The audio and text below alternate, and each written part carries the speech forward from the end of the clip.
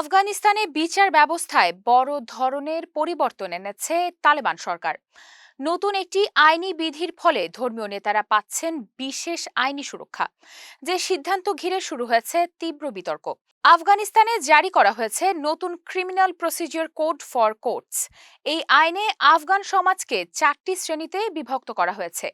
শ্রেণীগুলো হলো ধর্মীয় পণ্ডিত বা মৌলবি, উচ্চবিত্ত শ্রেণী, মধ্যবিত্ত এবং নিম্নবিত্ত জনগোষ্ঠী। নতুন এই বিধান অনুযায়ী কয়েকজন একই অপরাধ করলেও শাস্তি নির্ধারিত হবে অভিযুক্ত ব্যক্তিদের সামাজিক অবস্থান অনুযায়ী। আইনে বলা হয়েছে ধর্মীয় পণ্ডিতদের বিরুদ্ধে অভিযোগ উঠলে কঠোর শাস্তির বদলে দেয়া হবে কেবল উপদেশ। উচ্চবিত্তদের ক্ষেত্রে আদালতে সতর্কবার্তা বা পরামর্শই যথেষ্ট বলে বিবেচিত হবে। আবার মধ্যবিত্তদের জন্য রয়েছে কারাদণ্ডের বিধান।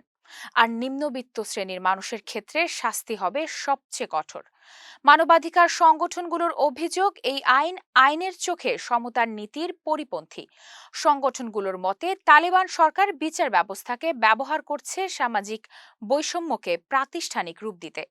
বিশেষজ্ঞরা আশঙ্কা করছেন পরিবর্তিত এই আইনের ফলে আফগানিস্তানে সাধারণ ও নিম্নবর্গের মানুষের জন্য ন্যায় বিচার আরও দুর্লভ হয়ে উঠবে।